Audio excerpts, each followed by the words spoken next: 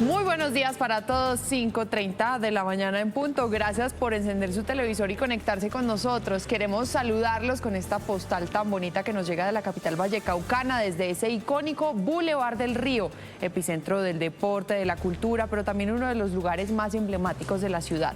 Se adorna con el canto del río Cali, el verde de su naturaleza. Se ha transformado de hecho en el escenario principal para la Semana de la Biodiversidad, que comienza ya el 26 de septiembre, o sea, mañana. Un espacio diseñado para recordarnos la riqueza de la fauna y la importancia de protegerla.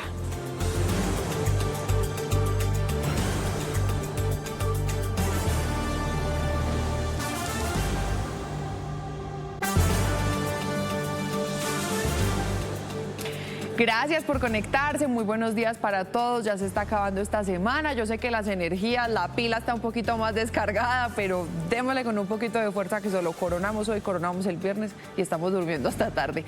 Vamos a comenzar con buenas noticias, que de hecho también nos llegan de Cali. No solamente es la Semana de la Biodiversidad, ¿cómo les parece que ya comienza una nueva versión del Festival Mundial de la Salsa? Van a ser más de 2000 artistas exaltando este género musical, bailarines, músicos, coleccionistas y muchos más estarán dispuestos por toda la ciudad hasta el próximo 28 de septiembre para que vayan y se la gocen. Estamos en competencia.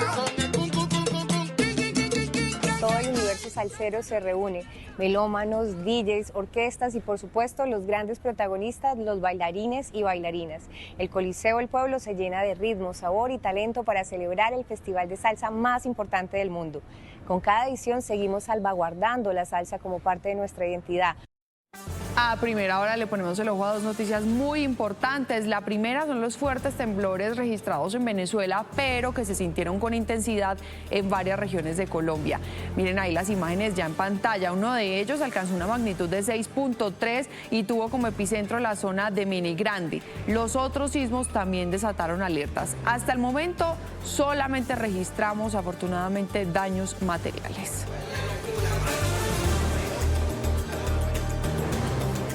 La segunda noticia a la que le ponemos el ojo son los 11 muertos en Barranquilla, al parecer por consumir licor ilegal, licor adulterado fabricado en zonas populares. 3 personas siguen en estado crítico. La persona que lo elaboraba y lo vendía también perdió su vida, pero habría otros 2 implicados.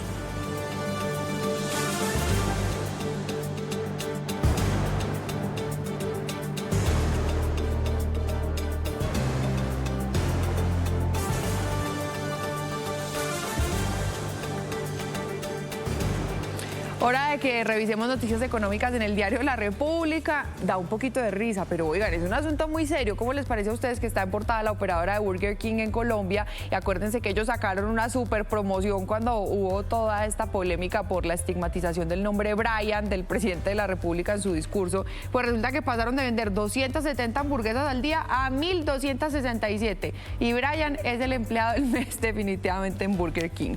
El Congreso y el gobierno le logran bajar 10 billones al presupuesto. En Cámara de Representantes se aprobó la ponencia alternativa, no de 556, sino de 546 billones de pesos. Ya el destino es el Congreso de la República, el Senado, para terminarlo de aprobar, pero del decreto se salvó el país.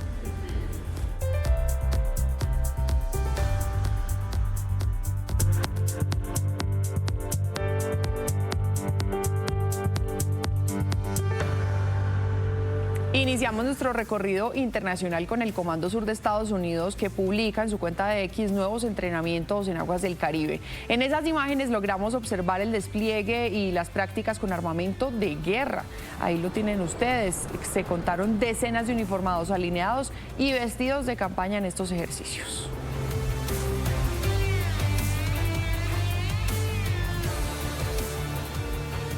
Nos vamos para España. Allí presentaron un nuevo informe sobre violaciones de derechos humanos en Venezuela y nuestro corresponsal permanente en Madrid, quien ya nos había contado del anterior esta misma semana, nos explica este nuevo. Andrés, buenos días. Hola, muy buenos días. Así como resultó demoledor esta semana el informe de la Comisión Independiente de Naciones Unidas para la Determinación de los Hechos en Venezuela, también es demoledor el informe presentado ayer aquí en Madrid por parte del Instituto Casla, que reitera que las violaciones de derechos humanos continúan siendo una práctica sistemática en Venezuela, cometidas esas violaciones por parte del régimen de Nicolás Maduro, y que no se trata de una situación accidental. La directora ejecutiva del Instituto Casla, Tamara Sujú, advirtió además que es hora de la actuación definitiva por parte de la Corte Penal Internacional. Las personas que trabajamos con la Corte sabemos que están trabajando intensamente en esa determinación de quiénes van a ser los acusados y de quiénes van a ser los testigos y las víctimas que van posiblemente a juicio. Andrés, antes de que se vaya, tenemos que hablar del expresidente de Francia, Nicolás Sarkozy, y de las cuentas que está rindiendo ante la justicia. Tiene una nueva condena.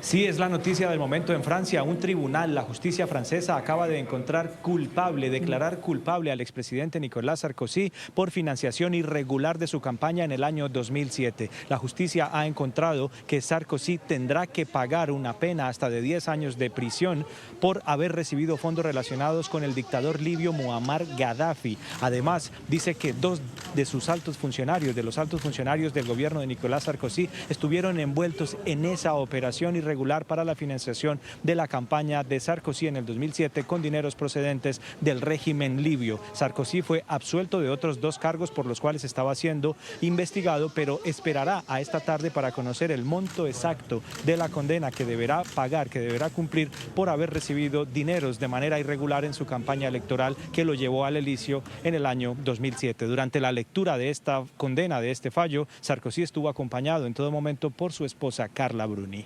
Información desde Madrid. Un feliz día para todos. Un abrazo. Nos vemos. Muchísimas gracias. Conmocionado Francia con estas noticias de su expresidente. Son las 5:36 de la mañana. Es hora de que hagamos un recorrido regional, de que saludemos a todos nuestros corresponsales en las regiones que siempre están al lado de ustedes para contarnos las noticias, las denuncias que tengan. Aquí en Noticias RCN somos un altavoz de todo lo que les preocupa a ustedes, ciudadanos. Aparecen en pantalla entonces nuestros corresponsales, como les digo, desde cada región del país. Sí, los tenemos ya aquí en pantalla, a ver que ellos sí madrugaron muy cumplidos. Ahí están, señoras y señores, Sara Gudelo en Medellín, oiga, está muy oscuro todavía por allá, en Cali también con Diego Candelo, donde Camilo Santos en Bucaramanga, lo mismo, en Barranquilla con Rupert Cassiani, de pronto ya está saliendo un poquito más el sol, digo en Cartagena, y en Ibagué está María Eugenia Quinche. Muy buenos días para todos y gracias por acompañarnos. Vamos a iniciar con esta noticia que nos entristece, que nos preocupa mucho y que ocurrió en Ebéjico. Es un municipio en el occidente de Antioquia. Resulta que un profe, un docente, se tuvo que ir de su tierra tras sobrevivir a un atentado. Los estudiantes lo despidieron con mucha nostalgia, muy conmovidos. Sara, ¿pero qué fue lo que pasó? ¿Por qué se va de Ebéjico? Isabela, televidentes, muy buenos días, porque mire, el pasado domingo atentaron contra su propia vivienda, recibió varios impactos de bala que además queda muy cerca, está ubicada muy cerca al colegio en donde trabajaba, que estamos hablando del presbítero Gabriel Yepes Yepes. Lo más triste de toda esta historia es que él, con chaleco antibalas, fue a despedirse de sus propios alumnos con los que estuvo durante varios años, y ellos con mucha nostalgia, con lágrimas, lo despidieron precisamente deseándole que estuviera bien. Lo que ha dicho la Secretaría de Educación de Antioquia es que ya le comunicaron a la UNP para que le preste la seguridad. Hacemos un llamado a todas las instituciones para que no quede este crimen sin castigar, que sean las instituciones que se hagan cargo, porque no podemos permitir de ninguna manera y en ningún escenario algún hecho que amedrante o atemorice a la comunidad educativa. Aún no hay claridad sobre quién pudo cometer este atentado, además porque el profesor no había denunciado amenazas. Sin embargo, lo que hay que decir es que ya fue trasladado y está en un territorio seguro. Isabela, usted tiene más noticias. Ay, qué rabia, Sara, que le haya pasado eso al profe, a los que tanto tenemos que cuidar porque son quienes cuidan a nuestros niños. Nos vamos para Cali. Allí atacaron con explosivos el vehículo del director regional del INPEC. Estamos hablando de Guillermo Máximo González Andrade. Diego, ¿cómo fue ese ataque? Pero sobre todo, ¿cómo está el funcionario? ¿Le pasó algo? Isa, ¿qué tal? Buenos días. No, afortunadamente el vehículo solo se encontraba estacionado a las afueras de la sede del IMPEC, la sede regional aquí en Cali, ubicada muy cerca de aquí en el norte de la capital vallecaucana. Este vehículo fue atacado con un artefacto explosivo lanzado justamente debajo del vehículo. El vehículo resultó con afectaciones, pero no hay personas lesionadas producto de este ataque. Hay que decir además que esto se suma a una serie de situaciones que se han venido registrando aquí en la capital vallecaucana y tiene que ver con una disputa entre dos líderes de bandas delincuenciales que controlan todo el tema del narcotráfico, sobre todo en el oriente de la capital vallecaucana. En medio de esa disputa ha habido incluso asesinatos y otro tipo de ataques, incluso en contra de las instalaciones del centro penitenciario y carcelario de Cali Isabela. Ay, Diego, vamos a ver cómo se desarrolla. Pero mire, están pasando cosas buenas en Cali también, están pasando cosas más amables, Semana de la Biodiversidad, ya comienza el Festival de la Salsa, pero además nos contaron de una iniciativa de unas cabinas exclusivas para las mujeres en el Mío. ¿De qué se trata? Isa, se trata de las zonas Mío Mujer. A los 30 buses que tienen sillas exclusivas para las mujeres se suman ahora 6 cabinas del Mío Cable, que recordemos presta su servicio de transporte a toda la zona de ladera de Cali, la Comuna 20. Esas cabinas serán utilizadas solamente por mujeres, pero ellas podrán viajar también con niños menores de 12 años. 6 cabinas que prestarán su servicio, que circularán cada 4 minutos por las estaciones que prestan el servicio a esa zona de la ciudad. Estamos en el Mío Cable estrenando nuestras cabinas de franja rosa para el uso exclusivo de las mujeres. Unas cabinas para que las mujeres puedan viajar unidas en confianza. Esto es una extensión de nuestro programa Zonas Mío Mujer que tenemos en nuestra flota de buses. Esta Zonas Mío Mujer en el Mío Cable se da a propósito de los 10 años que cumplió la semana anterior el sistema de transporte aerosuspendido de Cali, que recordemos ha hecho ya al menos 16 millones de viajes en la zona de ladera de Cali Isabela. Muchísimas gracias, Diego. 5:42, seguimos con Bucaramanga. Están preocupados porque murió un adolescente de 15 años, le iba muy bien en el fútbol y fallece después de llegar al médico con una fiebre muy alta. Camilo, están investigando, por supuesto. ¿Será que tiene que ver de pronto con el dengue que está tan disparado? Isa, televidentes, ¿qué tal? Muy buenos días. Así es, mire, se trata de un reconocido futbolista aquí en la ciudad de Bucaramanga. Él se desempeñaba en el deporte de microfútbol, había cosechado bastantes éxitos, tenía apenas 15 años, pues muchos se preguntan cómo su salud se deterioró de la nada. Mire, él fue a una clínica con un cuadro febril, estuvo allí unos días, le dieron de alta, volvió a hacer su deporte y posterior a ello pues llega sin signos vitales nuevamente a un centro clínico. A raíz de su muerte ya las autoridades, tanto del orden municipal de la ciudad de Bucaramanga, así como en el departamento de Santander, iniciaron toda una investigación para saber si podría tratarse de dengue. Se solicitó una autopsia médico-legal.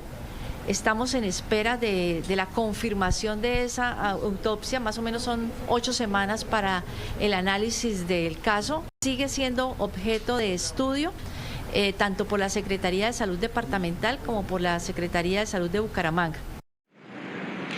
Y es que el dengue sigue cobrando vidas en el departamento de Santander. De acuerdo a autoridades, ya son 7 las muertes confirmadas por esta enfermedad. Hay 20 casos sospechosos, por lo que las autoridades hacen un llamado también a los padres de familia, a cada uno de los hogares, para evitar la proliferación de la Aedes aegypti. Información que registramos desde Bucaramanga. Isa, usted tiene más de noticias, RCN. Buenos días. Sí, señor Camilo, vamos a hablar de ese complicado panorama por la falta de recursos de la UNGRD, de la gestión del riesgo, porque ya tocó al municipio de María la Baja, esto es en el departamento de Bolívar, les tocó declarar calamidad pública.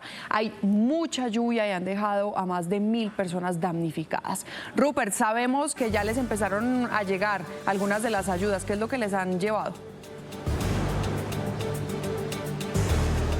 Isa, televidentes, ¿qué tal? Buenos días para todos. Miren, lo que han dicho las autoridades locales en este municipio del norte de Bolívar es que se han entregado ayudas humanitarias, sobre todo para atender las viviendas que han sido destechadas. Lo que han dicho las autoridades es que las lluvias de los últimos días han complicado sobre todo esta labor debido a que se han desbordado diferentes caños y arroyos, causando graves inundaciones en el casco urbano, pero también en la zona rural. Algunas familias han tenido que dejar sus viviendas por riesgo de derrumbe.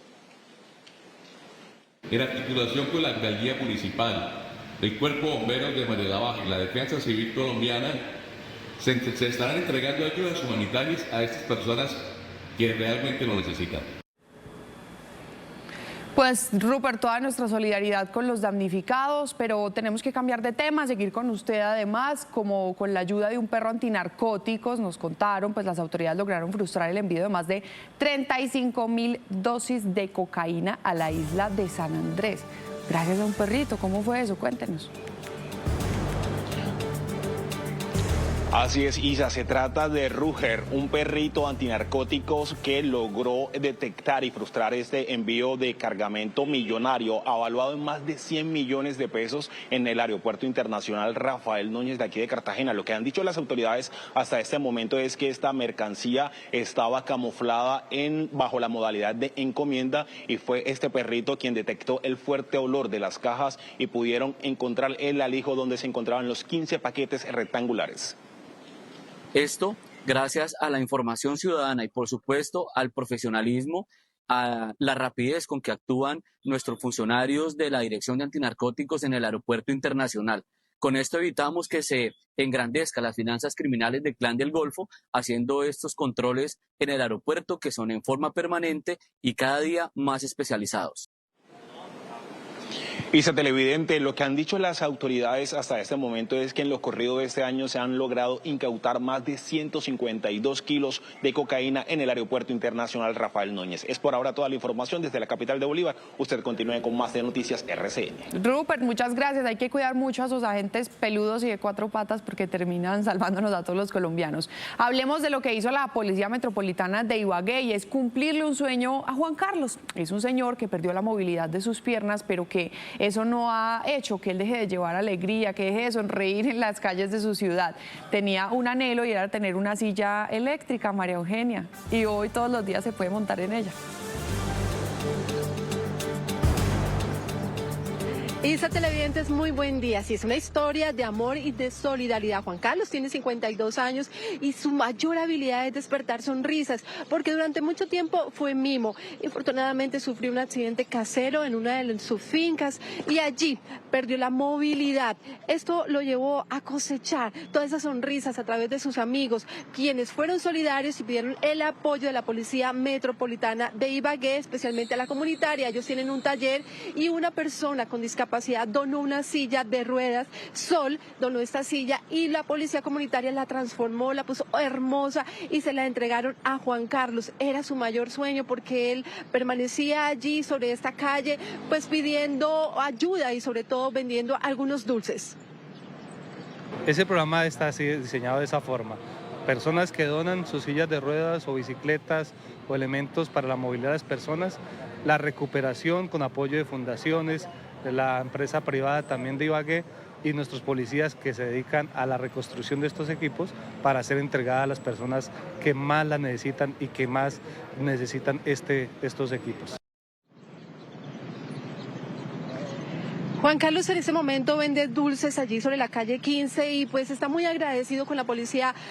Por supuesto, la Policía Metropolitana de Ibagué y con sus amigos, porque él trabajaba allí en diferentes puntos de la ciudad. Es todo por el momento. Muy buen día. Eso es dignidad, eso es calidad de vida. Muchísimas gracias, María Eugenia. Nuestros policías no solamente nos cuidan, nos alegran y nos cambian la vida a todos. Bueno, corresponsales, nuestros periodistas de las regiones, muchísimas gracias por acompañarnos en este primer recorrido. Vamos a ir cambiando de tema a las 5:48 de la mañana. Tenemos que hablar ahora de esos dos jóvenes colombianos a quienes asesinaron en México. Estefanía Gudelo es la hermana de Byron Sánchez, a quien se conocía artísticamente como B. King. Habló con Noticias RCN RCN y dijo que está realizando los trámites para repatriar su cuerpo. Por otra parte, el hermano de Jorge Luis Herrera, quien se conocía como DJ Regio Clown, también va a llegar hasta México, llega mañana para identificar los restos. En medio de una investigación, las autoridades analizan los mensajes de WhatsApp en el celular de uno de estos artistas. Los medios locales allá en México están hablando de una peligrosa organización delictiva conocida como la Unión Tepito.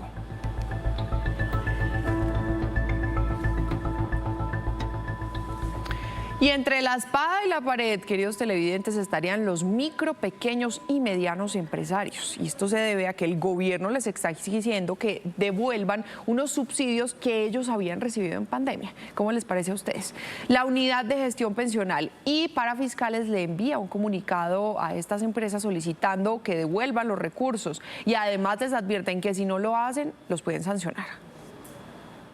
El asunto es que les advierte que deben devolver de manera inmediata los subsidios que recibieron durante la pandemia. Si se daban los desembolsos, se parte de la idea de que el empresario cumplía con esos requerimientos. A esto se suma que deberán pagarlo con sanción. Y estamos hablando de un promedio en micro y pequeñas empresas de casi 100 millones de pesos con intereses moratorios. Hablamos con la Unidad de Gestión Pensional y Parafiscal UGPP, que indicó que al parecer algunas empresas no cumplieron los requisitos para recibir este auxilio. Únicamente le llegó esa comunicación a quienes o a los empresarios que luego del cruce de información de la UGPP se evidenció que potencialmente no habían disminuido con los ingresos. Hoy, como ya estamos en medio de una fiscalización, se debe hacer con intereses y con sanciones. Unas 55.000 empresas estarían bajo la lupa. Noticias RCN, la FM, Radio 1, Alerta Bogotá, el diario La República, firmes con la democracia. Tribuna RCN. Esta vez el turno es para el senador Efraín Cepeda, quien en Noticias RCN habló de su experiencia en el Congreso de la República. Derroté como presidente del Congreso 7 veces a Petro. Por supuesto, con un grupo muy importante de senadores, de manera que hoy la experiencia, el carácter y el orden que interpreta Efraín Cepeda están al servicio del país. Más temprano estuvo en la FM. Es que hoy estamos ante un centralismo asfixiante, un centralismo que prefirió Petro no ejecutar 80 billones de pesos el año 2024 y no ha ejecutado 70 a julio de este año antes de llamar a concurso a alcaldes y gobernadores para hacer esos convenios interadministrativos que permitan que se haga realidad el sueño que tienen sus pobladores, que no tienen muchos agua potable, que no tienen mucho saneamiento básico. Y también pasó por Radio 1, Alerta Bogotá y la FM con Alejandro Villegas. ¿Usted alguna vez compró votos? Eso de quienes compran votos es un secreto a voces. Párese en los barrios, en las esquinas de Barranquilla y pregúntele si este equipo de Efraín Cepeda es comprador de votos o todo lo contrario. Ese embeleco del proceso de paz para lo que ha servido es eso, para que crezcan los cultivos, para que más de 400 poblaciones estén confinadas. No, le vamos a desatar las manos a las fuerzas militares, vamos a traer la inversión privada para evitar reformas tributarias. Esta reforma que tiene presentada el gobierno hoy de 26 billones de pesos, que grava hasta la canasta familiar, le voy a decir que no. ¿Usted es el candidato de el expresidente Ospina o el candidato del senador Trujillo? Porque no sabemos con claridad y cómo son esas vertientes en el partido. Presidente Ospina, 100%. Lea este jueves la entrevista del precandidato en el diario La República. Esto es Tribuna RCN. Y el siguiente es un servicio social. Juan Felipe Yaquibe Gómez desapareció desde el 6 de septiembre luego de asistir en el centro de Bogotá, de estar en el centro de Bogotá. Su familia está pidiendo cualquier dato para ubicar a este joven de 19 años. Si tiene alguna información, si lo reconoce por esta fotografía, por favor, comuníquese con la Fiscalía o con la policía. Juan Felipe Yaquibe.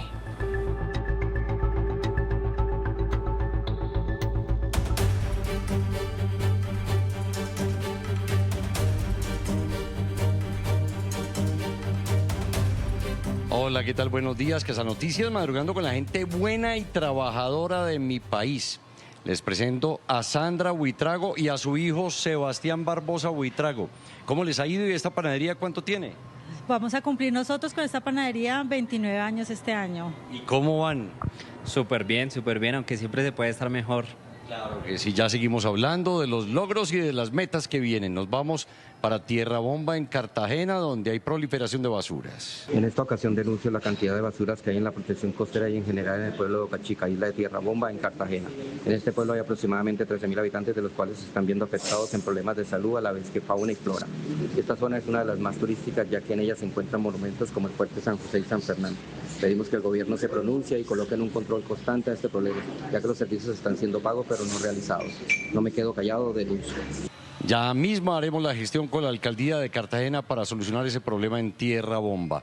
¿Sueños y metas que tienen? Convertir esto en algo mucho mejor, Felipe. Creo que nuestro sueño es dejar de ser una panadería de horario y poder lograr ser una muy buena panadería. Sebastián. Crecer, seguir implementando cosas nuevas, innovar, traer los conocimientos que uno aprende de afuera, de otras marcas, de otras panaderías, de lo que ella estudió, de lo que yo estudié, y pues hacerle para adelante. Lo van a lograr. Envíe su video al WhatsApp 320-995-4854. Recuerde un consejo, no se queden callados. Denuncien, Felipe. ¡Feliz día!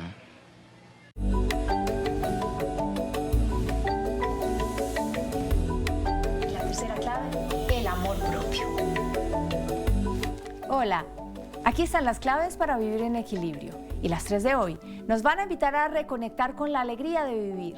La alegría no depende de tener una vida perfecta, sino de aprender a disfrutar lo que ya tenemos. Recuperar la alegría es vital porque nos llena de energía, fortalece nuestra salud emocional y nos permite vivir con mayor liviandad y entusiasmo. Esta es una decisión que se debe cultivar día a día. Nos ayuda a recordar que no necesitamos esperar un motivo externo para sonreír. Nuestra vida está hecha de instantes y cuando decidimos disfrutarlos, nuestro mundo se transforma. Es por esto que nuestra primera clave de hoy nos pide que incluyamos pequeños momentos de disfrute cada día. Leamos algo que nos guste, escuchemos la música que nos eleva el espíritu o salgamos a caminar al aire libre. La segunda clave nos pide que nos rodeemos de personas y de entornos que nos inspiren. Lo que nos rodea influye en nuestro estado de ánimo mucho más de lo que nosotros nos imaginamos. Y la tercera clave nos dice que agradezcamos el presente. Valorar lo que tenemos aquí, en este preciso instante, despierta la satisfacción y la plenitud. La alegría como elección es la manera más hermosa de caminar nuestro camino. Que tengan un excelente día y recuerden nuestra cita el próximo martes, aquí en Noticias RCN. Hablemos de esta hermosa tradición musical que tiene más de 800 años y que ha traspasado muchas fronteras. Panderetas, acordeones, con la tuna España se han tomado varios lugares de Colombia. Decenas de personas fueron testigos de la serenata en la mágica villa de Leyva, donde colombianos, españoles, mexicanos y otras almas viajeras del mundo que siempre van a este municipio se fundieron en una sola voz, rindiendo un tributo a la Virgen. La historia está en la voz de Ángela Porras.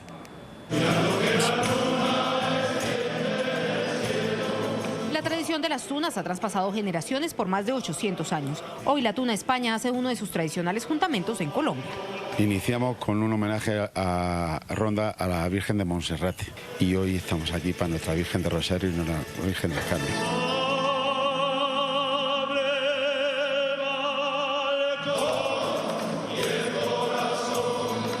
El cálido sonar de panderetas, los acordes de guitarras y bandolas y el suspiro de los acordeones españoles, mexicanos, colombianos y almas viajeras del mundo se funden en una sola voz para rendir tributo a la Virgen del Carmen de Villa de Leyva y a Nuestra Señora del Rosario de Chiquinquirá.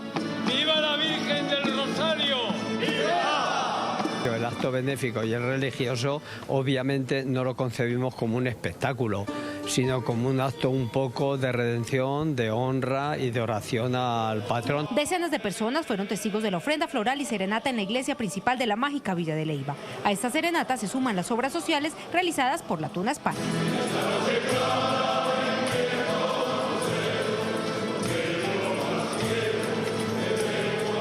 Y seguimos con los momentos de fe acompañados del padre Walter Zapata. Apreciados televidentes, muy buenos días. Quiero compartirles el Salmo 94 que todos los sacerdotes nos sabemos y hoy les dejo en su corazón. Venid, aclamemos al Señor, demos vítores a la roca que nos salva.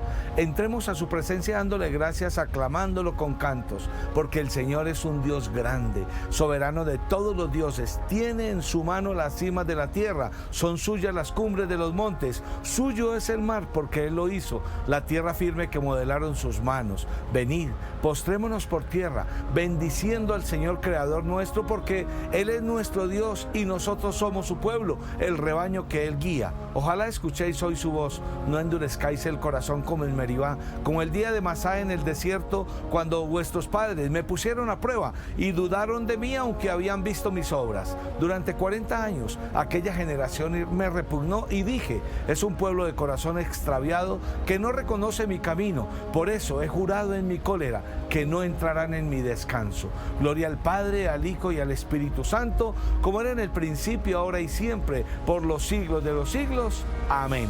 Entremos a la presencia del Señor dándole gracias por este día, un nuevo día para bendecir con nuestras obras al Señor Creador nuestro, al Rey de Reyes y Señor de Señores. ¿Quién como Dios? Nadie como Dios. No olviden orar por todos los sacerdotes. Que el Señor lo bendiga en nombre del Padre, del Hijo y del Espíritu Santo. Amén.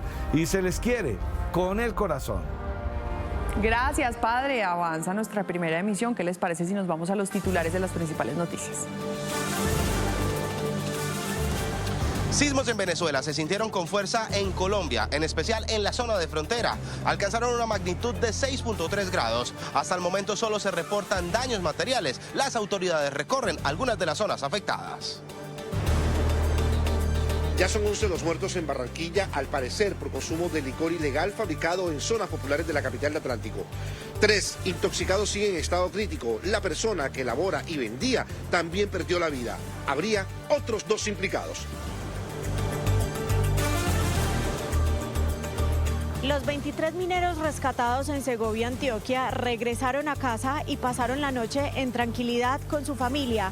Dubian Mena cumplió años bajo tierra. Su mejor regalo fue celebrarlo con los suyos. En minutos su testimonio. El problema salió de donde el sistema operativo sexual terpeagos.com. ¿Vas a hacer el pago para que todo quede grabado o le envío yo la cinta de grabación que ya tengo? Desde la cárcel La Picota en Bogotá, delincuentes extorsionaban con llamadas a víctimas exigiéndoles millonarias sumas de dinero. Sus esposas, en libertad, recogían el dinero por toda la ciudad. La red fue desmantelada. Cambio en el plan de contingencia en medio de la emergencia en la vía al llano. Ahora el esquema será de 2x2 entre Bogotá y Villavicencio. Ya son 19 días de derrumbe en el municipio de Chipaque. Les tendremos detalles en unos minutos aquí en el patrullero RCN. El ingenio de jóvenes colombianos rompe límites. 3 hermanos bogotanos desarrollaron un dispositivo que sigue rostros y se opera a distancia, directamente con las manos. Los buscamos y nos explicaron cómo lo lograron. Atención, la justicia francesa acaba de declarar culpable al expresidente Nicolas Sarkozy por financiación irregular de su campaña electoral en el año 2007. Deberá pagar una condena por recibir dineros relacionados con el régimen dictatorial de Muammar Gaddafi en Libia. Esta tarde será divulgado el monto de la pena. Colombia se quedó sin representantes en los torneos Conmebol. Once Caldas no pudo sostener la ventaja de 2 goles y se despidió de la Copa Sudamericana. Independiente del Valle eliminó al Blanco Blanco en la definición desde el punto penal.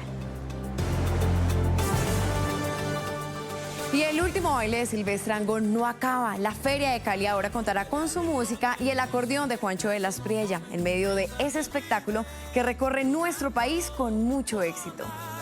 ¿Qué pasa? Sufriendo, queriendo Nuestros presentadores ya están listos. Estamos en todas las regiones. Esto es Noticias RCN de las 5:30 de la mañana.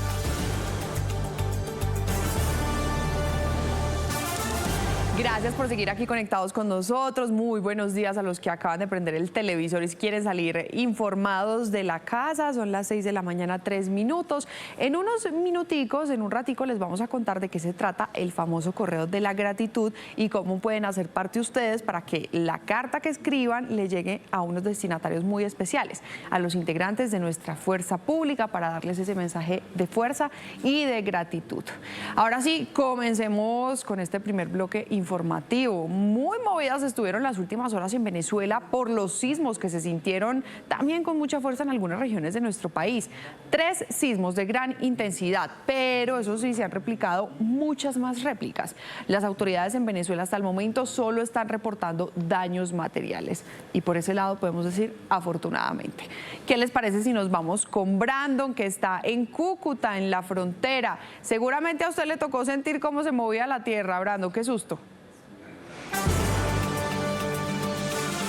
Isa, buenos días, así es, la saludo precisamente desde el puente Francisco de Paula Santander, que comunica el municipio de Pedro María Ureña con el área metropolitana de Cúcuta. Pues quiero contarle que sí, aquí se sintió con gran magnitud diferentes de estos sismos, por lo menos 4 se sintieron aquí en el área metropolitana de Cúcuta y en el departamento norte de Santander, sobre las 5:20 de la tarde uno de los más fuertes de 6.1 y sobre las horas de la madrugada uno de 6.3, sobre la noche, perdón, a las 10:51 minutos y sobre la madrugada uno de 5.8. Pues vean, aquí en algunos sectores las personas precisamente vivieron momentos de pánico, tuvieron que evacuar los edificios, salir de sus viviendas. Algunos pasaron la noche en vela precisamente teniendo en cuenta de que se estaban sintiendo bastante fuerte estas réplicas en algunos de los edificios. Así se vivieron los momentos de pánico aquí en la zona de frontera y en diferentes regiones del país donde también se vivieron los movimientos telúricos.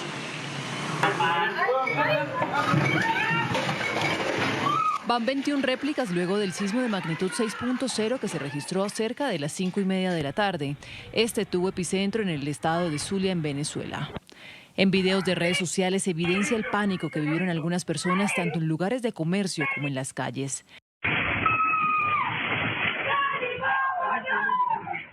En horas de la noche, el Servicio Geológico reportó un nuevo sismo, esta vez de 7.2 y de 6.3. No se ha reportado pérdidas humanas. En atención de este enjambre sísmico, ha desplegado el sistema de protección civil en todo el país. Por su parte, algunas personas han reportado viviendas y vías afectadas. Cuenta con un sistema también de prevención y gestión de riesgo que estamos activando y desde allí, hacer seguimiento y atención de lo que pueda ocurrir. Este sismo ha tenido repercusión en Colombia, en ciudades como Barranquilla, Bucaramanga y Cúcuta. Compañeros televidentes, pues vean, el único municipio del departamento norte de Santander que ha registrado precisamente afectaciones es el municipio de Ocaña, en 2 viviendas. Por supuesto, aquí en la zona de frontera se mantienen las alarmas encendidas y no se descarta un puesto de mando unificado que pueda instalarse en las próximas horas ante cualquier eventualidad. Esa es toda la información que tenemos desde la capital de norte de Santander. Brandon Galvis, Noticias RCN. Ustedes tienen más información. Gracias, querido Brandon. Tremendo susto. Son las 6 de la mañana, 7 minutos. Hablemos de esta situación tan preocupante que les estamos reportando desde ayer en Barranquilla. Ya han ascendido a 11 los muertos, al parecer por consumir una bebida ilegal, un licor adulterado. 3 personas todavía están en el hospital en estado crítico. Bernie, sabemos que una de esas primeras personas en morir fue precisamente la que elaboraba, la que vendía el licor, pero hay más implicados en este negocio criminal.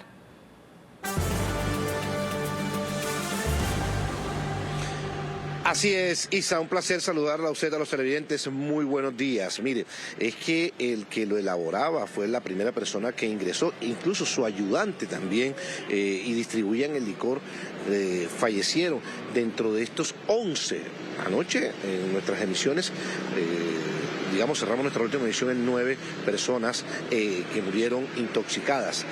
Durante la madrugada, 2 personas más fueron encontradas por la Policía Nacional en el barrio San Roque y Rebolo de la capital del Atlántico, habitantes de calle, quienes fueron trasladados hasta aquí, hasta el Hospital General de Barranquilla, donde estamos originando esta información. Lamentablemente llegaron sin signos vitales. Hay 3 que continúan en la unidad de cuidados intensivos y 8 más que están en observación debido a este licor que tomaron. ¿Cuáles son las causas? ¿Por qué se presentó presentó esta situación, al parecer una mezcla que hicieron en el licor utilizando el alcohol de madera o metanol, que provocó graves afectaciones en la salud de estas personas hasta ocasionarles la muerte.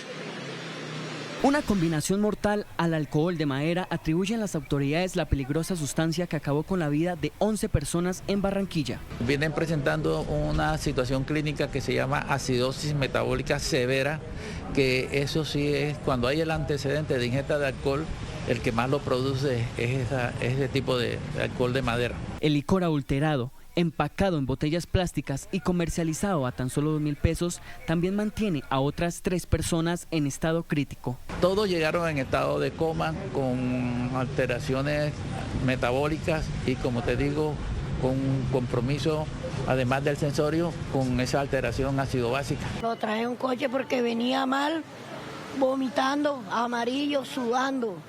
¿Qué decía? Él venía hablando y que se sentía mal, que lo ayudara. Autoridades confirmaron el hallazgo de botellas de licor adulterado en el sector del Boliche. Los cuerpos de los fallecidos continúan en medicina legal. Ay, Bernie, demasiado lamentable y sobre todo asusta mucho porque ya se viene diciembre y pueden comercializar muchísimo más, así que hay que tener cuidado. Y no mejoran las noticias por allá en el Atlántico. Sabemos, Bernie, que en Sabana Larga capturaron a un señor porque presuntamente abusó de 2 menores, de 2 niños. ¿Qué fue lo que pasó?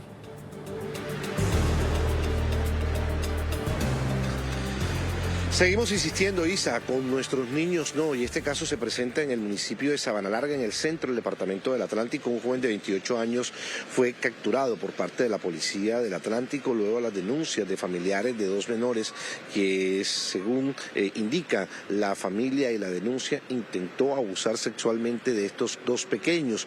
Fue sorprendido por la comunidad, evitando que se registrara la violación de los pequeños, y la comunidad en primera instancia lo capturó. Después interviene la policía para evitar que las personas que lo tenían detenido tomaran justicia por mano propia. De inmediato fue llevado a la estación de policía en este nuevo caso de abuso contra menores en el departamento del Atlántico. Un sujeto, el cual la comunidad lo tenía identificado, quien había ofrecido 5.000 pesos y un reloj a cambio de someter a vejámenes sexuales a 3 niños. Es capturado este delincuente y puesto a disposición de nuestra Fiscalía General de la Nación. Isa, nosotros seguiremos muy atentos y televidentes aquí desde el Hospital General de Barranquilla. Este es el tercer caso de intoxicación masiva que se registra en el departamento. En el año 1989, 21 personas murieron. En el año 2004 se registraron 19 personas que murieron en esa oportunidad por el consumo de licor adulterado. Y ahora este nuevo caso que ya lleva 11 víctimas y siguen sumando. Esperemos que no aumente este número, pero acá estaremos pendientes al lado de la gente, al lado de la comunidad. Isa, usted con más información, muy buenos días.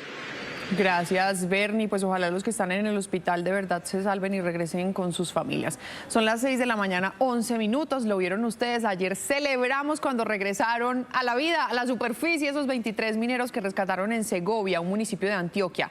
Ya pasaron esta primera noche con los suyos, pero nos encontramos con una historia muy especial, muy curiosa, la de Dubian Mena, uno de los operarios que le tocó celebrar que cumplió 28 años bajo tierra.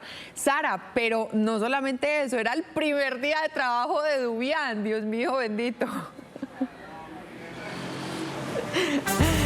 Isa, mire, pues tremenda historia la que se encontró nuestro compañero Julián Vázquez, quien estuvo acompañando esta emergencia, este accidente durante 48 horas, 23 mineros, 80 metros bajo tierra en un socavón, allí precisamente en la mina La Reliquia en el municipio de Segovia.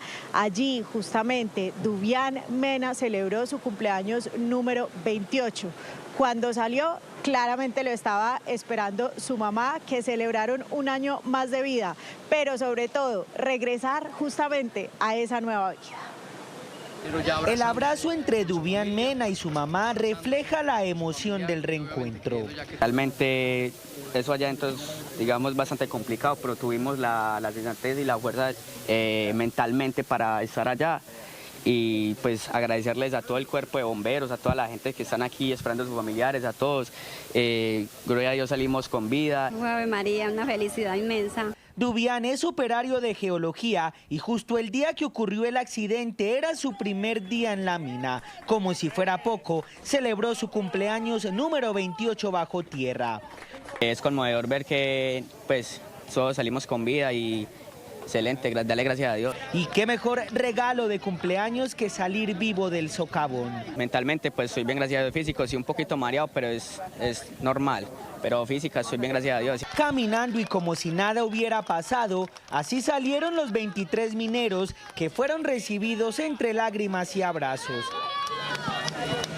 Cuando estos 23 mineros fueron rescatados precisamente de ese socavón, claramente recibieron atención médica y están todos perfectos, como si nada hubiera pasado, sin ningún rasguño, y ahí, como vimos en el informe, salieron caminando como si nada, fueron a sus casas, descansaron y hoy seguramente a trabajar como todos los días. Deben hacerlo justamente ahí en esa mina ubicada en el municipio de Segovia. En sí, la vida es un milagro y este hecho ocurrido aquí en Antioquia nos demuestra claramente eso. Isabela, usted tiene más noticias. Oiga, Sara, es que es como para uno estar desagradecido, enojado por cualquier cosita y le pasa eso, le pasa el día de su cumpleaños y en su primer día de trabajo, mejor dicho, mijo, agradezca, échese la bendición y siga. Gracias, Sara, por el reporte, 6 de la mañana, 14 minutos. Continuamos hablando del desarrollo de una importante noticia en nuestro país. A esta hora, las comisiones económicas conjuntas de Senado y de Cámara aprobaron en primer debate el presupuesto general de la Nación para el 2026, una cifra que asciende a 546.9 billones de pesos. Gracias a esta decisión, este proyecto ahora pasa a las plenarias de Senado y Cámara para una discusión final. Sin embargo, tenemos que hacer varias salvedades. Una de ellas es que le quitaron unas facultades al presidente de la República que se estaban incluyendo en el texto inicial que había presentado el gobierno. Y la otra es que le recortaron 10 billones de pesos. La discusión que vamos a dar de esa ley deberá tener en cuenta que el presupuesto general de la Nación aprobado por el Congreso contempla como uno de los recursos de financiación esta ley de financiamiento. Lo que queremos es que, independientemente de lo que pase en este primer debate, el Senado sobre todo se mantenga firme en la negación de la tributaria. Este país no aguanta medio impuesto más. Bueno, pues para que exploremos un poco más el tema, hasta ahora nos acompaña la senadora Angélica Lozano. Le agradecemos porque ya en otras ocasiones nos ha explicado un poco este proceso y queremos analizar cada aspecto, que terminemos de entender todos muy bien. Senadora, muy buenos días. Buenos días, Isabela, un gusto madrugar con ustedes y su audiencia en todo el país. Eso sí, toca madrugar y con una sonrisa. Senadora, por favor, cuéntenos cómo se dio ayer. Había como varias opciones y una de ellas era esa, que se le recortaran 10 billones de pesos al presupuesto. Explíquenos qué fue lo que pasó ayer. Bueno, yo quiero contar como en resumen lo bueno, lo malo y lo feo. Lo bueno se aprueba como debe ser por el Congreso de la República. Había el riesgo de que fuera otro decretazo. Y por la democracia es bueno que sea el Congreso por el que cada ciudadano vota, no importa el partido, que es el que representa los intereses, los derechos, los deberes allí. Entonces lo bueno va por ley. Lo súper bueno, se bajó el monto. Se bajó 10 billones de pesos menos. Y eso es bueno porque vamos a ver que es que el presupuesto tiene una cifra muy alta. Lo bueno, se eliminan varios artículos problemáticos, por ejemplo, que arriesgaban los recursos de los departamentos. Y esos recursos son para las pensiones, sí, para garantizar las pensiones ya en la vejez de los trabajadores y los ciudadanos que viven en los departamentos, en los distintos municipios. De modo que ese es un artículo que fue excelente haberlo podido eliminar.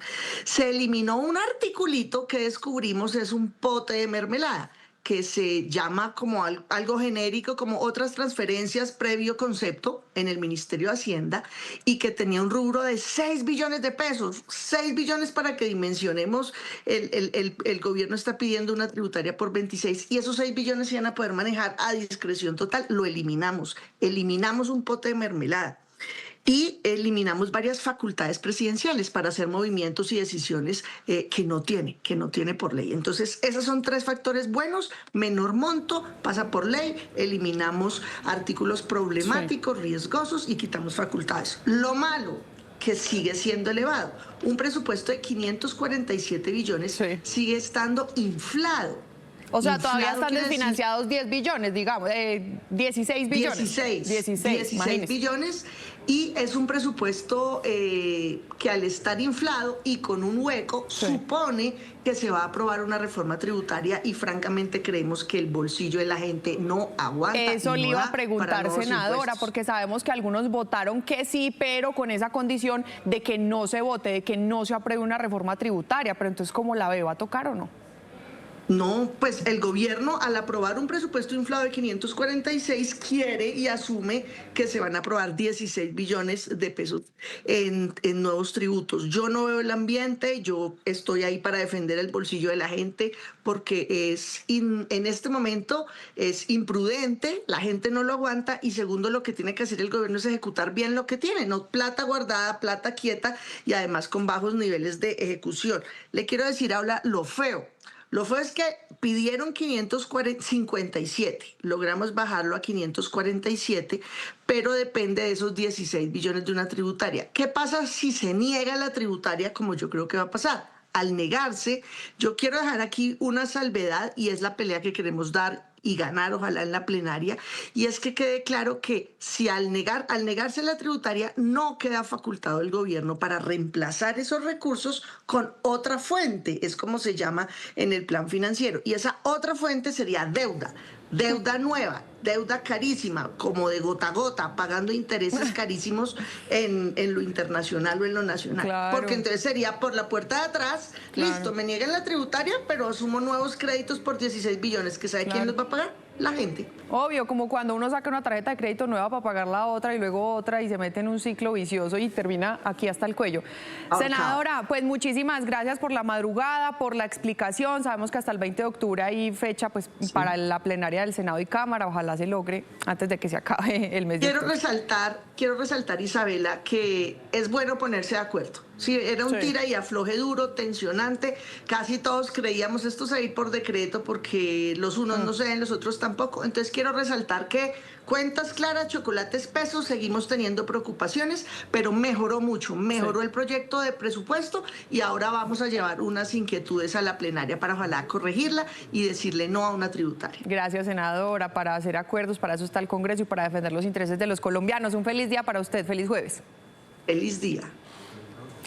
Muy bien, son ya las 6 de la mañana, 20 minutos. Ustedes ven esto y dicen, ¿de qué se trata? Te hablo desde la prisión. Pues es que doblemente culpables, desde la cárcel La Picota, unos delincuentes estaban haciendo llamadas extorsivas, también unos mensajes por WhatsApp, exigiendo millonarias sumas a sus víctimas. Las encargadas de recoger la plática en la calle eran las parejas de esos criminales que están encerrados. Terminaban recorriendo toda la ciudad, recogiendo esa plata de la gente inocente. Jason, sabemos es que desmantelaron la red, no podemos decir que los cogieron, ya estaban cogidos, pero bueno, a las esposas finalmente sí. Explíquenos bien qué fue lo que pasó.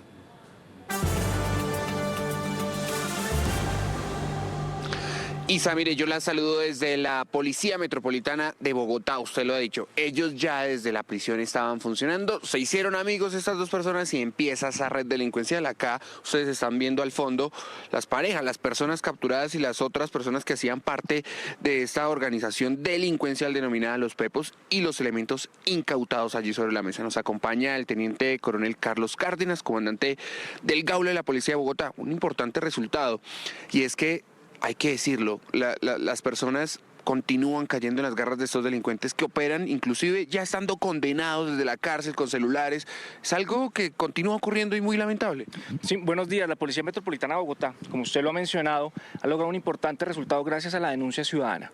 Hemos tenido el apoyo de 7 víctimas que decidieron denunciar los casos que se estaban presentando y en donde identificamos que habían personas que suplantaban identidades a través de redes sociales, suplantaban a entidades para obtener información después de haber ganado la confianza de sus víctimas. Mire, lo que usted menciona es muy importante.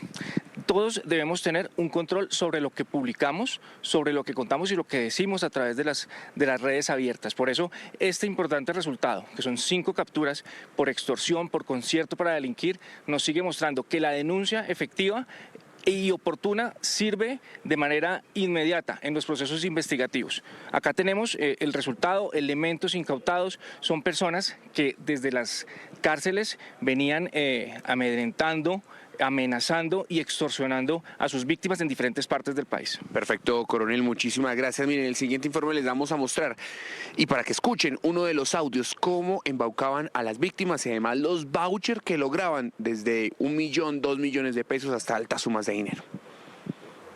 Nuevamente las autoridades ponen al descubierto una red criminal que opera desde la cárcel La Picota en Bogotá para generar llamadas extorsivas, crear falsos perfiles de redes sociales y estafar ciudadanos en medio de engaños. El problema salió de donde el sistema operativo sexual terpedagogos.com. ¿Vas a hacer el pago para que todo quede grabado o le envío yo la cinta de grabación que ya tengo? Porque para volver a repetir todo. No te preocupes, es algo como muy mínimo y pues lo que te dije, pues sí, voy a pagar 1.444.000.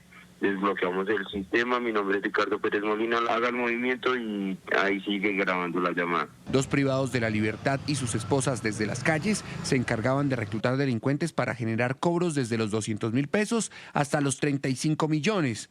Ofrecían falsos servicios sexuales. Posteriormente se hacían pasar por autoridades quienes tenían denuncias por pedofilia y les exigían las sumas de dinero a las víctimas para no avanzar con diligencias judiciales.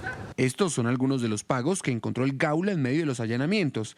En operativos en Soacha, Neiva y Medellín, 5 personas fueron capturadas. Como de película, como de un capítulo de La Rosa de Guadalupe que disfrutamos también aquí por el canal RCN. Son las 6:24 de la mañana, vamos a hacer una pequeña pausa, nos tomamos un cafecito, el mío que le echo colágeno, aceite de coco, de todo, y es que para estar más saludable, ¿ustedes qué le echarán a ese cafecito? Ya regresamos, quédense con nosotros. Gracias por seguir aquí conectados con Noticias RCN. Miren, ya estamos contando 19 días de derrumbe en la vía al Llano, en ese kilómetro 18, muy cerca del municipio de Chipaque. Pero hoy estamos reportando novedades. El paso de movilidad por ese sitio alterno ya va a ser de 2x2, estaba de 4x2. Ahora va a ser 2 horas desde Bogotá a Villavicencio y 2 horas desde el Llano hacia la capital. Efra, como todos los días, está en la zona. Hoy lo veo que no ha podido avanzar mucho. Efra, ¿qué le pasó?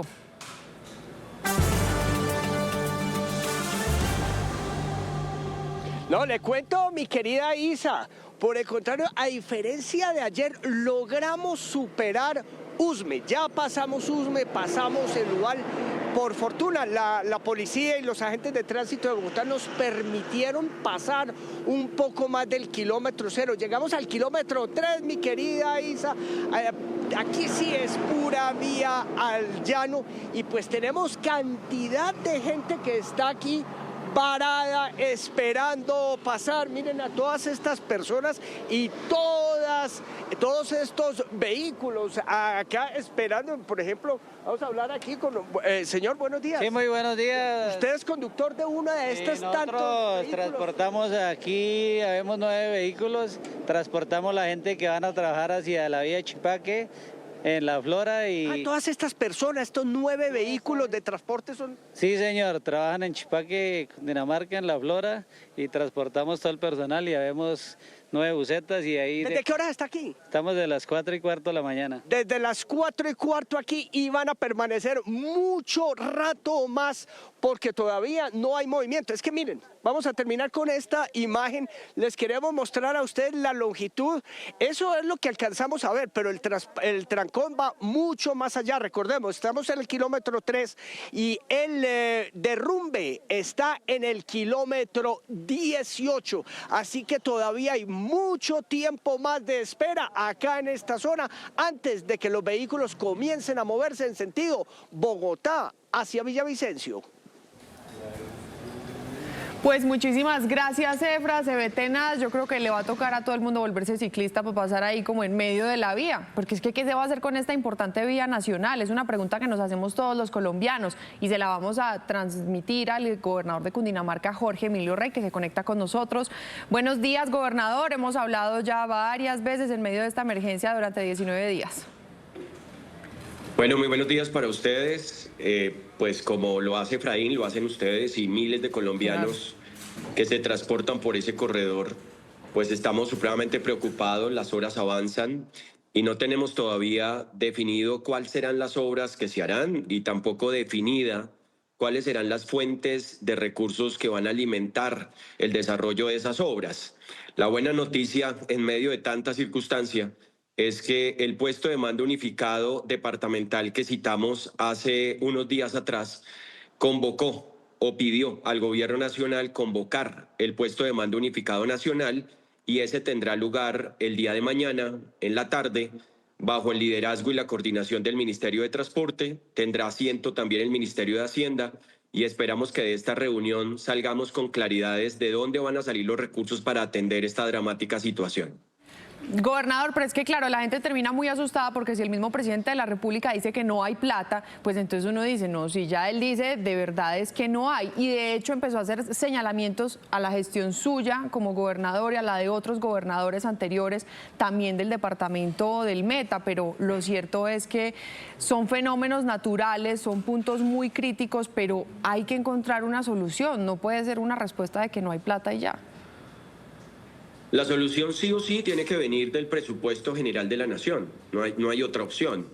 Esto, primero, por competencia, corresponde al ámbito nacional. Esta es una concesión nacional que la Agencia Nacional de Infraestructura gerencia, administra y que entrega en delegación esa administración y operación a un concesionario privado. Desafortunadamente, en el pasado, cuando se estructuró esta concesión, no le entregó la responsabilidad de atender sitios inestables. Por eso estamos en esta circunstancia. Y como ha ocurrido acá, como ocurrió en el 2019 con el kilómetro 58 y como ha ocurrido en otros lugares de estos 84 kilómetros de vía concesionada entre Bogotá y Villavicencio, le ha correspondido al Gobierno Nacional, en el marco de emergencias y calamidades públicas, disponer de los recursos para hacer estas obras. El viaducto que se entregó hace un par de meses atrás en el kilómetro 58, producto de la emergencia que sufrió ese corredor en el municipio de Guayabetal, fueron dineros que se dispusieron desde el Ministerio de Hacienda, transferidos al sector transporte en el marco de una emergencia, para poder hacer esa gigantesca obra. Aquí esperamos que suceda lo mismo. El primer paso era haber citado el PMU departamental, ya lo hicimos. Ahora le corresponde llevar a cabo el PMU nacional, que será mañana, y mañana esperamos que en el marco de una emergencia o a través de las acciones que correspondan, pues asignen los recursos pertinentes. Gobernador, y ahora le quiero preguntar por esas familias de campesinos que llevan décadas en el sector y que ayer justamente Efraín, nuestro patrullero, nos estaba mostrando cómo se les han roto las vías, las grietas que tienen sus casas, les tocó salir de ahí, abandonarlas. A esa gente específicamente, a los campesinos que de hecho usted ha defendido tanto, ¿a quién le corresponde ayudarlos? Bueno, nosotros hemos venido acompañando esa tarea de caracterización de damnificados junto con el municipio. Aquí viene una situación particular y es que lo que hoy más temen esos campesinos es perder su vivienda. 7 familias han sido reubicadas. Ya muchas de esas viviendas han resultado afectadas. Ahí lo que corresponde sí o sí es trasladarlos, reubicarlos y poderles entregar una vivienda digna. Esa tarea la hace el municipio y la hace el departamento. Como también reconexión de servicios públicos, procurar acceso a la salud en el marco de esta emergencia, acceso a educación a los niños que muy seguramente han tenido que sufrir algún impasse porque no pueden llegar rápido a su colegio. Todo eso nosotros lo atendemos, pero definitivamente la atención directa del levantamiento de esta remoción, de este escombro que hay sobre la vía, pues realmente es una circunstancia de carácter nacional. Y mientras tanto se discute el presupuesto general de la Nación y esa plata sí o sí tiene que salir de ahí para arreglar una vía tan importante para el país. Al gobernador de Cundinamarca, Jorge Emilio Rey, gracias por conectarse con Noticias RCN, como siempre. Un feliz día. A ustedes muchísimas gracias. Son las 6 de la mañana, 40 minutos. Vamos cambiando de tema y les hablamos del talento colombiano, que hay mucho y va más allá de lo que ya está inventado. En Noticias RCN sí que nos encanta impulsar a jóvenes como los hermanos Orozco. Andrew, Brian y Cristian son 3 bogotanos que se fueron a desarrollar un dron que reconoce rostros, objetos, plantas o animales y que se puede controlar a distancia con las manos, mejor dicho, tipo película. Y ahora se van por una función adicional para que pueda ser dirigido, escuchen esto, con la mente. Aquí está la historia. 3 hermanos bogotanos decidieron convertir la curiosidad en un sueño. Transformar la ingeniería en innovación con un proyecto que ya hoy vuela con un propósito. Un dron capaz de reconocer rostros y seguir señales humanas. Agáchate. Muévete. Comiénzate a mover al lado derecho, pero baja la cabeza. Los conocimientos de un ingeniero de sistemas, de un mecatrónico y de uno en telecomunicaciones se unieron para resolver un reto puesto por uno de sus profesores universitarios. Me dijo, no, mírate, Andrew, mira que los drones son un tema muy interesante. Y yo le dije al profe, sí, están muy interesantes, pero solo puedo controlarlos por medio de un control. O sea, sería chévere como, no sé, meterle algo más de código, inteligencia artificial. Un dron preparado para diferenciar rostros casi idénticos, como el de Andrew y Brian, hermanos gemelos, diferenciar objetos y hasta patrullar zonas definidas en un mapa. Si lo fuéramos a implementar a seguridad, podría fácilmente encontrar a personas que, digamos, estén perdidas en el bosque, permitiendo, claro, con más tecnología, más cámaras infrarrojas, más hardware avanzado, hacer que la detección sea mucho más precisa.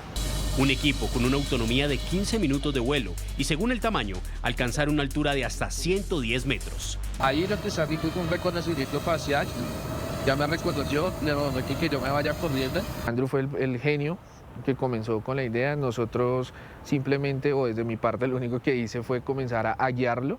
Comencé a compartirles, a decirles, bueno, mire, hay una nueva tecnología, esta tecnología se usa de esta manera, podemos mejorar el código y la rapidez de procesamiento de esta y esta forma, comencemos a generar casos de uso. Un proyecto familiar que ya hoy piensa en un futuro. Controlar el dron con la mente. Con la mano derecha, el 1 me permite girar en su propio eje, el 2 me permite girar a su eje contrario, el 3 al lado izquierdo, el 4 al lado derecho en el eje X. Que tu cerebro sea capaz de mandarle una señal y decirle al dron qué es lo que quieres que tú hagas. Los hermanos Orozco son la prueba de que la ingeniería también habla con acento colombiano. 3 jóvenes que con disciplina, perseverancia y pasión están haciendo país.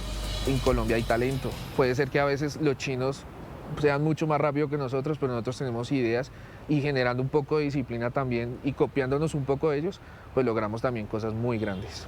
Inténtalo, no importa si fallas, todos fallamos en un punto. Caemos, pero podemos levantarnos y decir, bueno, respiro profundo y sigo adelante. Un dron que nació en un aula y que hoy vuela con el sueño de inspirar a toda una nación. Gracias, Sebas, que le termine de ir muy bien en su recorrido. A esta hora, 7 de la mañana, 3 minutos, comenzamos la mesa ancha. Muy buenos días para los dos, Julio, y hoy nos acompaña Mauricio Salazar, que es el director del Observatorio Fiscal de la Universidad Javeriana. Sí que es bueno que nos acompañe porque hoy vamos a hablar de plata. Se logró un acuerdo entre las comisiones económicas de Senado y Cámara para el presupuesto general, 546.9 billones. Se le quitan 10 billones a esa propuesta inicial del Gobierno Nacional y por ahora nos salvamos de decreto, pero todavía hay un riesgo de que sea por decreto y no aprobado. Mauricio. Bueno, buenos días y qué bueno que pues Colombia entera hable de esto, que es la ley más importante de cada año. Porque con esta ley, parte de lo que se aprueba, todo lo presupuestal, cuánto va a ir para educación el siguiente año, cuánto va a ir para vías, cuánto va para pago de deuda, cuánto nos va a faltar. Entonces, sí, veníamos de una discusión bastante álgida. Este es el tercer año en el cual el presupuesto ha sido más alto de lo que la realidad económica puede dar. 2024 vimos un presupuesto de básicamente el 90% de lo que habían dicho que se iba a dar. 2025 y 2026 ha estado sujeto a ley de financiamiento, que es parte de lo que ahondaremos. Pero, ¿por qué podría existir un decreto si de aquí al 20 de octubre, Mauricio, no se logra que estén en acuerdo en plenaria de Cámara y Senado? Hay dos dimensiones del presupuesto. El presupuesto es una ley y dado eso tiene que cumplir unos tiempos legales que están establecidos. Hasta el 20 de octubre hay plazo para que Cámara y Senado apruebe el presupuesto. Si ese día no ha pasado los 4 debates, el presupuesto va por decreto como fue el año pasado, 2025. Mire, Julio, ahorita estábamos hablando con Angélica Lozano, y nos estaba diciendo que a ellos no les interesa ninguna reforma tributaria, o por lo menos la mayoría del Congreso no quiere aprobarla, pues porque después es plata que nos toca sacar a nosotros, quién sabe de dónde. Pero el riesgo es que si toca un decreto antes del 20 de octubre y no se logran poner de acuerdo, de pronto esa reforma tributaria va. Sí, bueno, aquí estamos viendo, Isa, lo que en psicología se llama sesgo de anclaje, ¿no? El gobierno propone un presupuesto desfinanciado, irreal, de 556 billones, y como en una negociación ahí medio de tienda, el Congreso dice, no, bajémosle 10 billones, entonces queda 546, y eso parece razonable, claro, parece razonable versus un ancla inicial irracional. Sin embargo, lo que dice la CARF es que para cumplir la meta de déficit fiscal, algo más del 6% que se ha puesto el CONFIS, que ya es grande, tener un déficit fiscal de 6% del PIB, había que recortar este presupuesto 45 billones, no 10, 45. Entonces, pues esto es una noticia, digamos, que tiene sus matices. Versus el presupuesto irreal, 10 billones parece mucha plata y el gobierno sale contento, pero eso es pues como el que está regateando y pone un precio inicial demasiado alto, hace una rebajita, entonces los congresistas dicen todos contentos. Aquí, en realidad, Isa, lo que estamos viendo es una clase política pues que ni a la derecha, ni a la izquierda, ni al centro, ni a nadie le interesa hacer un recorte que ponga freno al creciente déficit y a los crecientes problemas fiscales del país, porque el negocio de la clase política es gastar más plata, no recortar, eso es evidente. Según los datos otra vez de la CARF, el presupuesto entre 2019 y 2025 para gastos de funcionamiento ha crecido 44%. La gente en la casa se pregunta, 44% en gastos de funcionamiento, y es que ha mejorado 44% los servicios de salud, han mejorado 44% los servicios de educación o los servicios de seguridad. Sí. No, los ciudadanos no ven mejoras proporcionales a el Estado creciendo y creciendo en presupuesto. A lo que dice el Estado que necesita para poder funcionar. Sí, es que si hubiéramos mejoras crecientes en los servicios que provee el Estado, pues bueno, uno diría, bueno, la plata se está viendo, pero es que nadie está viendo la plata. ¿Dónde está un Estado inflado creciendo más sin que provea adecuadamente los servicios a los ciudadanos? Mauricio, ¿qué tendría que pasar para que se evada una reforma tributaria para financiar, digamos, los 16 billones, ya no 26, pero sí 16 billones? Acá digamos nuevamente, la ley en su dimensión legal, no en la económica, en la dimensión legal, lastimosamente tiene un trámite en el cual Colombia permite que si no pasa los debates, el presidente lo expide por decreto tal cual pasó en 2025. Entonces, dado lo que pasa, es legal y lastimosamente no somos como Francia, que primero discute ingresos y una vez que sabemos cuánto va a entrar, decimos cuánto ver de gasto. Un poco lo que dice Julio es cierto, ¿no? Nosotros hemos visto un Estado que se expande. Ahora, es verdad que nosotros empezamos todo este año con algo que nunca hizo Colombia, que fue subsidiar gasolina de ACPM, y digamos que Colombia no ha sido un país juicioso en controlar su gasto de funcionamiento. Si nos comparamos con Perú y Chile, nuestro déficit está absolutamente alto y nuestra deuda sobre PIB, en cambio, también está muy alta. La gran pregunta, por supuesto, entonces es qué vamos a hacer como país para volver a ser un país serio fiscalmente, porque ahorita nos estamos comparando con México y Brasil, que pues han sido los más irresponsables de las economías grandes y lastimosamente estamos en esa liga. Ahora, ¿qué pasó el año pasado? Recordemos que el año pasado el presupuesto se fue por decreto y estaba sujeto el monto a la ley de financiamiento que no pasó. Entonces, en la vigencia de 2025, si se aprueba ahorita el presupuesto por X o Y monto, y si no pasa la ley de financiamiento, hay que recortar esa plata.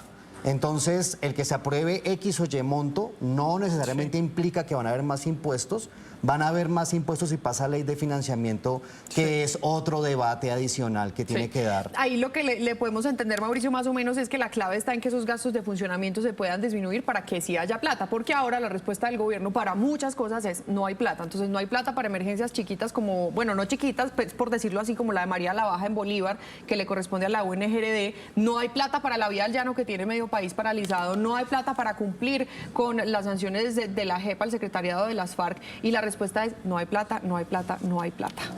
Para mí el gran problema de todo esto se llama datos. Lastimosamente Colombia no puede ver qué parte de la salud es corrupción, qué parte de las vías es corrupción, y no tenemos forma de como sociedad ir a dar ese debate de forma seria. Entonces, Colombia, al igual que un hogar, uno no puede dejar de pagar la luz, eso es gasto de funcionamiento.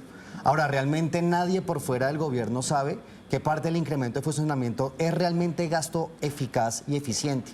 Entonces, acá el gran problema que tenemos y la discusión fiscal que se nos viene muy complicada es ojalá poder entender qué parte de lo que le estamos poniendo son gastos suntuosos y faraónicos, qué parte de los contratos del Estado han crecido más de lo que debería. Y para eso necesitamos datos y eso no lo tenemos. Ahora, al igual que le pasa a un hogar, ¿no? Yo tengo que pagar la luz, de pronto el colegio de los hijos. Yo que sacrifico inversión, sacrifico cambiar de carro a comprar un computador nuevo. Y desde 2024 hemos visto que el sacrificado del presupuesto es la inversión.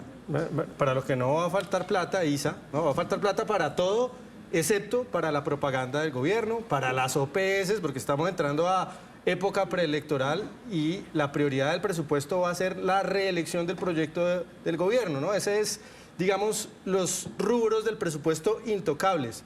La propaganda, los medios estatales de propaganda, los contratos de los amigos del gobierno en el Congreso. En fin, para eso sí, nunca va a faltar plata. Y se pregunta uno si en medio de esto que estamos viendo casi que como una emergencia económica y que la respuesta es no hay plata, si se podrían recortar algunas funciones o carteras, no sé, por poner un ejemplo, la del Ministerio de la Igualdad que tiene tan baja ejecución, pero sí muy alto presupuesto. Digamos como que, ok, necesitamos primero pagar la vía al llano antes que ejecutar ese presupuesto. Como ciudadano común, dice uno, yo no sé si eso sea posible. ¿Qué dice Mauricio? Claro que es posible, y una cosa que nuevamente como Estado hemos sido literalmente muy parranderos y desorganizados es en hacer entidades. Tenemos 163 entidades del orden nacional que han sido creadas en el tiempo. Cada gobierno crea de a 2 fondos extrapresupuestales nuevos. A veces creamos nuevos ministerios, los destruimos. Sí. De verdad que lastimosamente en eso hemos sido muy poco juiciosos, y luego para entidades como nosotros que queremos hacer control fiscal, revisar 163 entidades es muy complejo. Entonces, algo que ojalá como sociedad también le exijamos al gobierno que viene y a todos los demás es eficiencia del gasto público y ojalá reducción de entidades, porque es muy difícil controlar a demasiados equipos jugando. Brevemente, ¿usted qué corta, Julio? Viviendo en una ficción colectiva de mucha gente que cree que puede vivir simultáneamente del Estado y paralelamente ahorcar más al sector productivo, ¿no? De incrementar a niveles irracionales, a tasas confiscatorias, los impuestos que pagan las empresas, el sector privado, y seguir viviendo pues de esa gran ubre estatal. Esa ficción colectiva generalmente en las sociedades se resuelve con una quiebra. Si no corregimos el rumbo, si no entendemos que eso es una ficción, pues hacia allá vamos. Vamos hacia ese abismo fiscal inexorablemente, y la clase política, desafortunadamente, pareciera que no va a hacer nada. Derecha, izquierda y centro van a tirar al país a un abismo fiscal si no cambiamos radicalmente el rumbo y comenzamos a entender lo que significa la austeridad.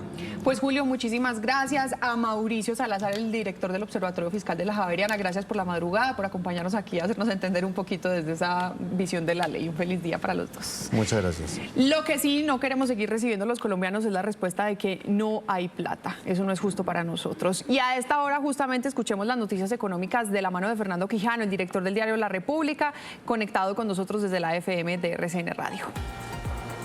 El gobierno nacional ya tiene presupuesto, o tiene al menos el monto del presupuesto para trabajar durante los últimos 8 meses que quede en Casa de Nariño. 546 billones fue el monto aprobado por las comisiones económicas en el Congreso de la República.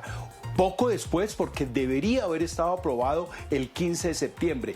Esos 546 billones de pesos sugieren que los congresistas también bajo la mesa van a aprobar una reforma tributaria no de 26 billones de pesos, sino que buscará recaudar 16 billones de pesos. Lo que tienen que decir los congresistas es que una vez aprobado el monto presupuestal van a empezar la discusión de una reforma tributaria que sería inoportuna para este momento económico. El tablero de los indicadores económicos hoy sugieren un dólar en 3.881 pesos, una libra de café en $3.67 y un barril de petróleo muy importante por encima de los $63. El mes de septiembre va a cerrar con unas noticias agridulces en lo que tiene que ver con la economía.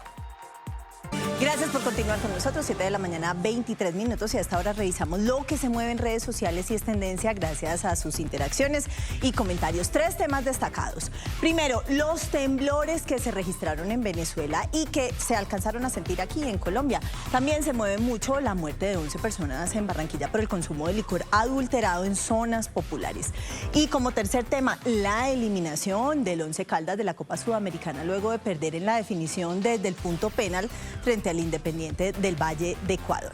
Miren, se sintieron con intensidad en varias regiones de Colombia los temblores que se registraron en Venezuela. Las alertas se dispararon y aunque los daños fueron materiales, los usuarios sí manifestaron nervios y algo de ansiedad. Por ejemplo, María Virginia Lanceros: nosotros no estamos acostumbrados a movimientos sísmicos y mucho menos temblores, aunque tenemos una ubicación geográfica sísmica, por eso fueron los gritos.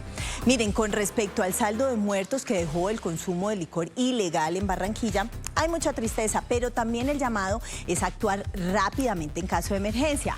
Jorge Rodríguez da algunas recomendaciones. Una terrible tragedia para Barranquilla. Quien presente visión borrosa, o sea, ver nieve o dolor de cabeza intenso, debe acudir a urgencias inmediatamente. No es una resaca normal, puede ser metanol. Cada minuto cuenta para salvar la vista y la vida. Y Colombia se quedó sin representación en torneos internacionales. El Once Caldas fue eliminado de la Sudamericana luego de perder en el Palo Grande de Manizales. Juan Eduardo Zapata dice: seamos objetivos, Once Caldas llegó muy lejos, miren la posición que ocupa en la Liga Colombiana. Si no hubiese sido por Dairo Moreno, ni llegan hasta ahí. Recuerden que estamos atentos a sus comentarios en todas nuestras redes sociales, @noticiasrcn, y también pueden ingresar a nuestra página web www.noticiasrcn.com. Feliz mañana para ustedes, Isa. Gracias, querida Luza. Son las 7:24 y una buena noticia. Saben ustedes que en Noticias RCN siempre le damos las gracias a nuestra fuerza pública y la reconocemos. Y desde ya resulta que ustedes también lo pueden hacer. La vía es el correo de la gratitud, con el que los colombianos podemos enviarles mensajes a nuestros héroes, los que nos cuidan todos los días.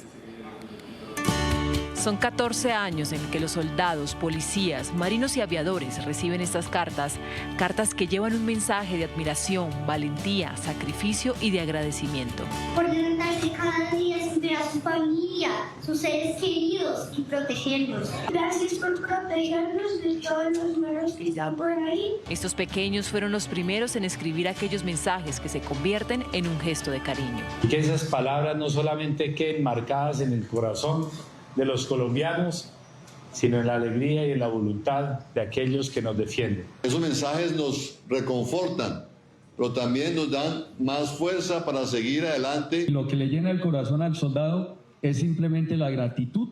Esperan llevar 120.000 cartas que les robarán una sonrisa a estos uniformados. Gracias, gracias. Siempre aquí cuentan con nuestro apoyo y también sabemos con la mayoría de los colombianos. 7:26. Ojo pues a esta información. Si usted fue víctima del robo de su celular aquí en Bogotá y todavía no pierde la esperanza de recuperarlo, esto le puede interesar. ¿Cómo les parece que la Personería de Bogotá anuncia que van a devolver 15.000 dispositivos? Jason, pero ¿cómo logran una cosa de estas? Cuéntenos.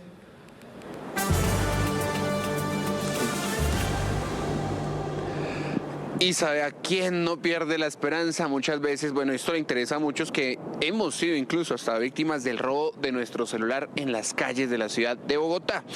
La Personería y las autoridades, entre la Secretaría de Gobierno y la Policía, han hecho una reunión y han determinado que hay por lo menos 30.000 celulares en las estaciones de policía que han sido recuperados en medio de requisas o allanamientos y no han sido devueltos a sus víctimas. Pues en cerca de un mes van a devolver los primeros 15.000. ¿Cómo? A través de las denuncias de la ciudadanía, los email también de estos celulares que estén relacionados con el número de cédula y, mejor aún, si usted tiene la factura de compra. Esto va a ser para equipos que hayan sido pues robados en días recientes o en meses recientes, si usted tiene la factura.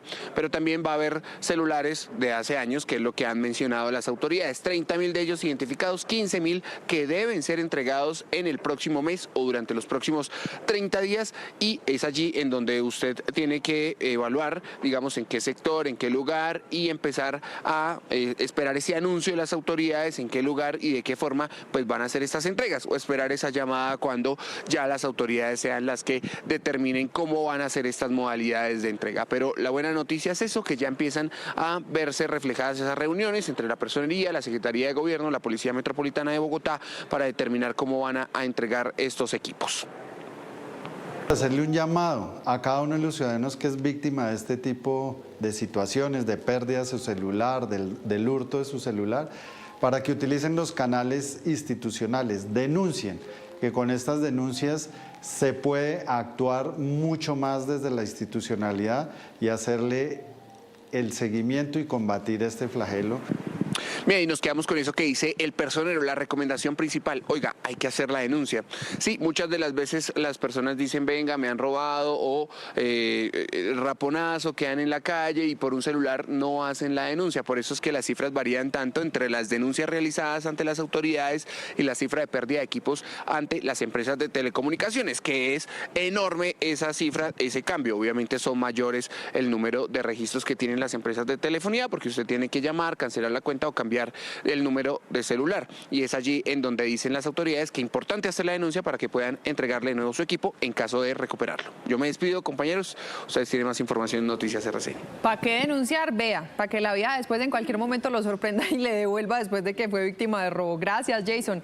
7:29, llegamos al final de nuestra emisión y queremos dejarlos con imágenes en vivo de esos conductores que esperan el paso en la vía Bogotá-Villavicencio. Recuerden que el plan cambió, ya no es 4x2, sino 2x2. 2 horas desde Los Llanos hacia la capital y 2 horas desde nuestra ciudad hacia la región del Meta. Completamos 19 días de emergencia por el derrumbe en el kilómetro 18 y estas imágenes nos llegan en vivo gracias a la presencia de nuestro patrullero RCN. A ustedes un feliz día, los dejamos con los muchachos de Mañana Express. Abrazo.